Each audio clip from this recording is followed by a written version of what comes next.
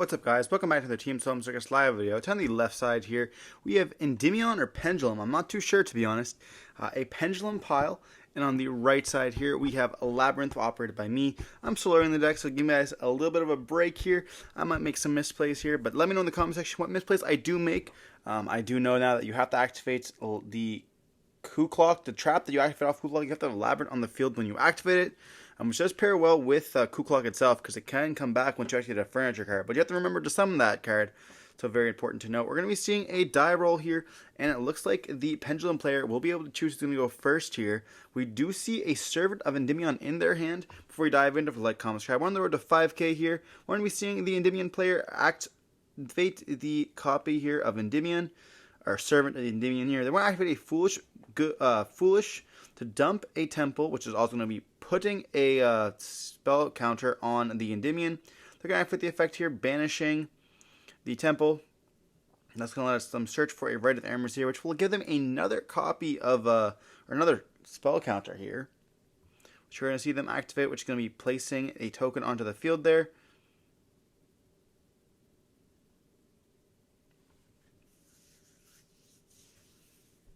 Now we just need one more spell, which we could get with Draco back as well. They're going to activate these souls here, which is going to be able to summon himself out by dumping a endymion himself onto the field. This will be nice because it will be a spellcaster in the grave, as well as a pendulum in the grave for some of the effects here. And then we're going to be seeing the effect of Fateful Venture. We're going to be activating its effect, searching for the Draco back. And then we could activate the effect as well to search here for a Griffin Rider if we wanted to. Or we could also go for another temple and just dump it if we already had the Griffin as well. We're going to see them activate the effect of Fateful. Search for the Griffin, and then it's going to be able to bounce back, or not bounce back. It's going to be putting the Draco back in the graveyard. Draco back is going to equip itself to the token. We're going to play another Pendulum monster here. And then they're going to be activating the effect here, which is going to let them summon and search for a copy of a mythical beast.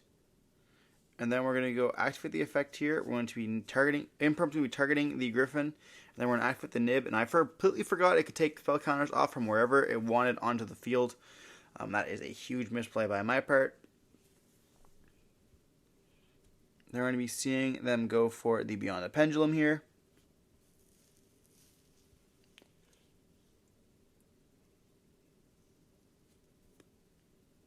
See them search for an endymion. They're going to play the endymion, which is going to put a bunch of counters onto the field.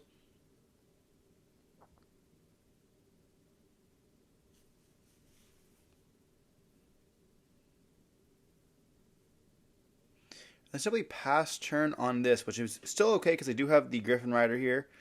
We're going to activate an Extravagance here, letting them choose the 6. And will we still have a Chaos Angel in there? Or a SP? We'll get to draw 2, which is very nice. We're going to see a bunch of spell counters being also put on. I completely forgot that it was my spells as well, to be honest. I haven't played versus Pendulum in a long time. I know that it is becoming a little bit more popular. We're going to see them special amount of Ephemer. I believe I have cut this now, but it's still pretty nice to see summoning itself out. Then we can go battle phase, and then we can attack into the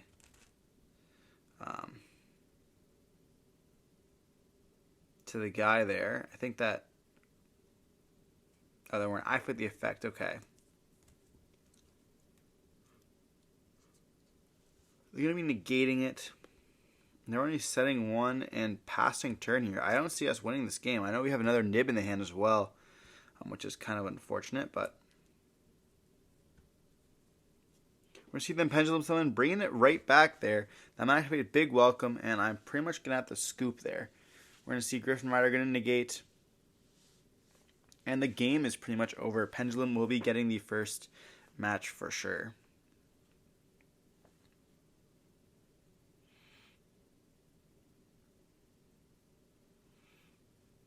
I'm going to see the Resouls summon out the Souls, or Magician's Restage, or whatever it's called. So this does look like just the Pendulum deck here, the Endymion. Then we're going to be activating Souls, sending 2, and then we're going to be attempting to Ash this, draw 2 here.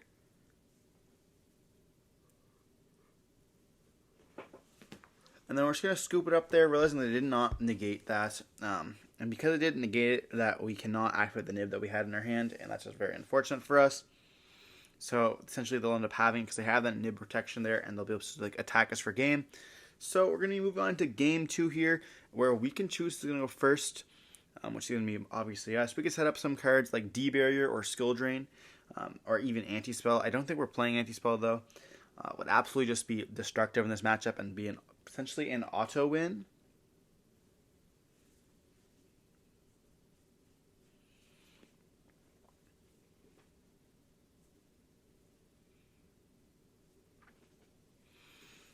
But we will be moving into game 2 here. I haven't seen Pendulum like be around for a while now, but it still is a very like good deck.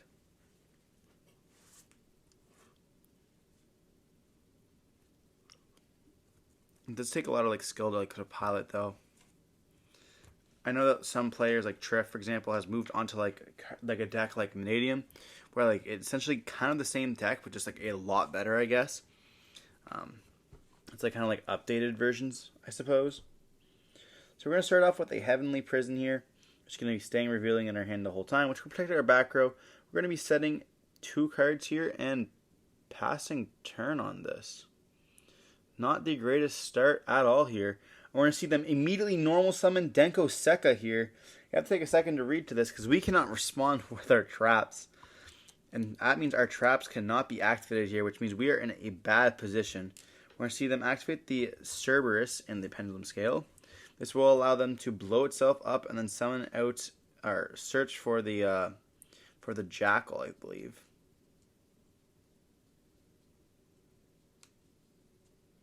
Yeah, we're in trouble though. Denko Sekka is crazy. We're going to see them activate the effect. We're going to chain Ash Blossom to this, trying to make sure that they don't get that access to those negates. Then we're going to see them activate the one that searches for a Endymion card.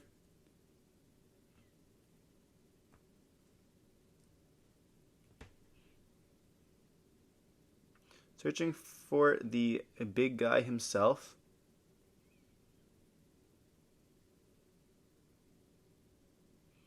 Then we're going to see them activate the one of the spell books. Searching for the Blue Boy, and Blue Boy will be able to search for the other one, but they already normal summoned, so they cannot just normal summon it out, which is pretty nice. They're going to be putting the guy out, the Endymion, and then we can Pendulum summon out here the another copy of the Pendulum, and then we're going to draw for turn. We do see a Storvy Torvy in the hand there. We're going to set 1 and pass, and we have Ash Blossom and then Heavenly here in hand. We're going to see them normal summon out the Blue Boy, activating the effect here, searching for the Knowledge, activate Knowledge, and we absolutely have to Ash this, right? Yeah. Like, drawing 2 is so crazy.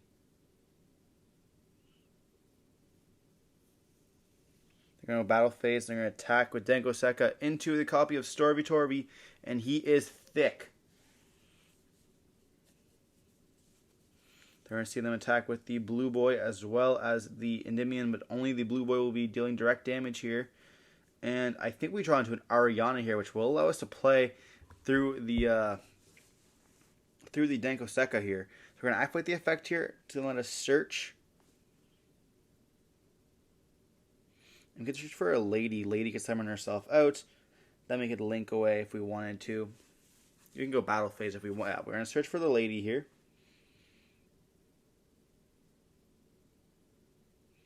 Lady can special summon herself out in defense here, which is pretty nice. We could go for a copy of Mutracker if we wanted to. Then discard the copy of the Heavenly, which you're going to be seeing us do. We're going to for that. Then activate the effect here. Discarding to summon out.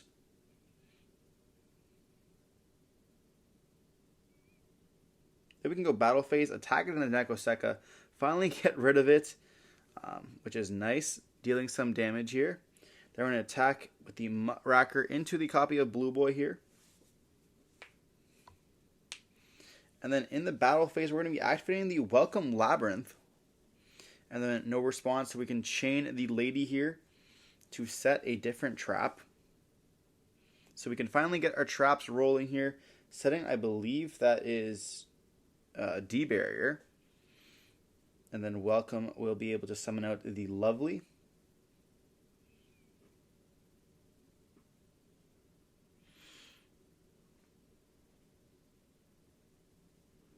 And Lovely can attack into the copy of the Endymion there.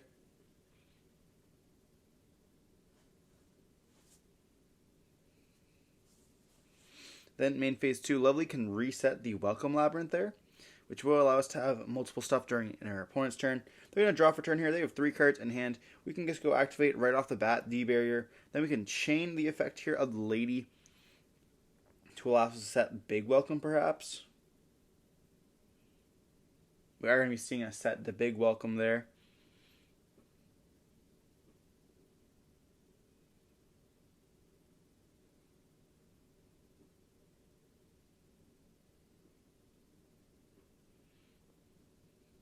We can also go Welcome into Ariana. Ariana search for Kuklok. We're going to see them activate Temple from the hand here, which leaves them down to 2 cards, which is going to be pretty nice for us.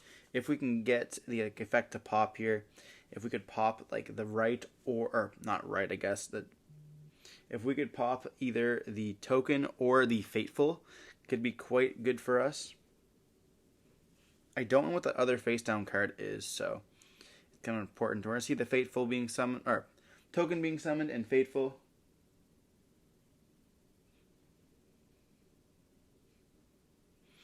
Then we're going to see them search for the Griffin, and then they're going to be discarding a copy of a Mythical Beast. We see us activate Welcome.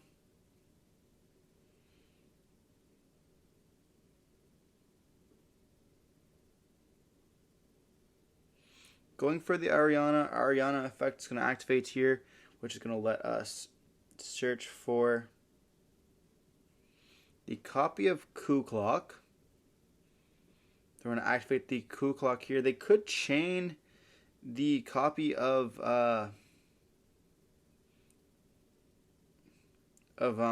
Griffin Rider here, but they're just choosing not to.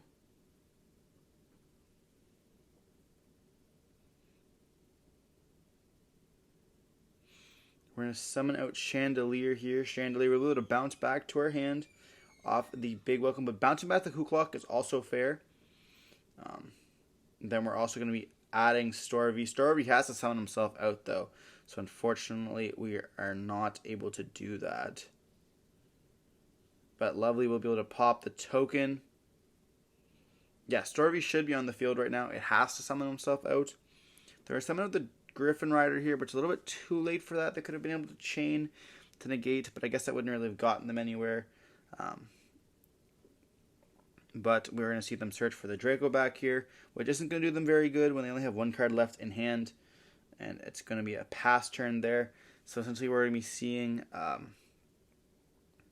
them pass on it regardless. We should have the copy of Starvey on the field here. I don't think it should make much of a difference, though, because we can just activate it on the field.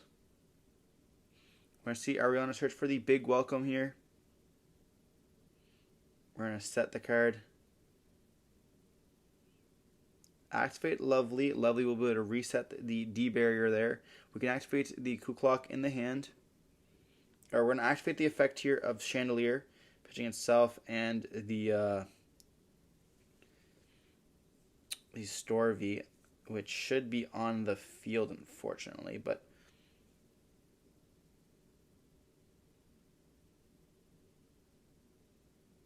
there's us searching or adding back the Kuklok.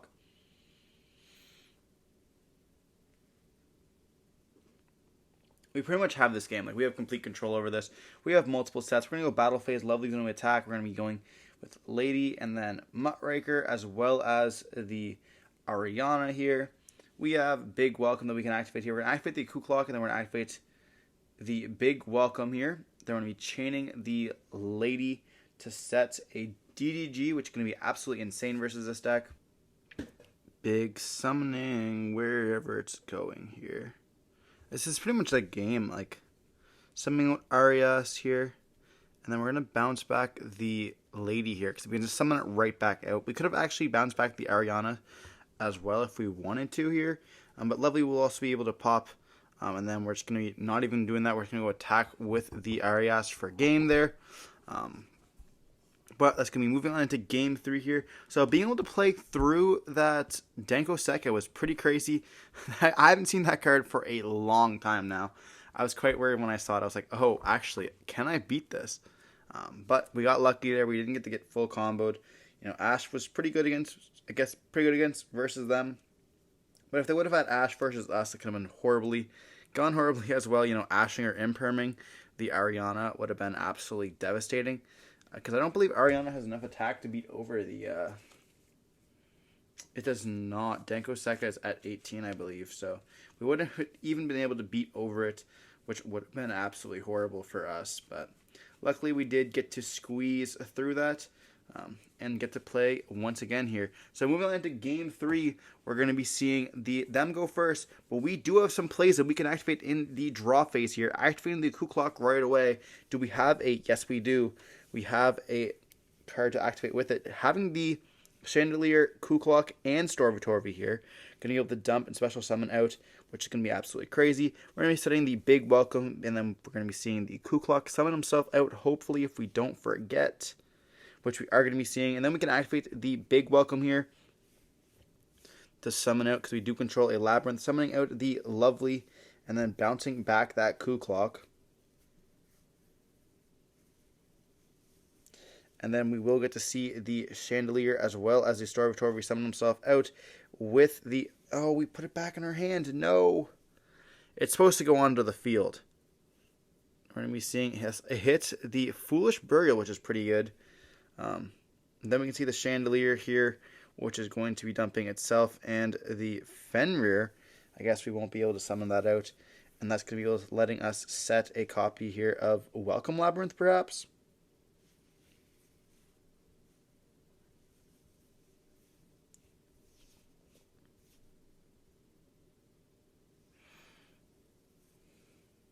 Then we're going to see them activate the white one, Reflection, I believe is his name, into the Pendulum scale here.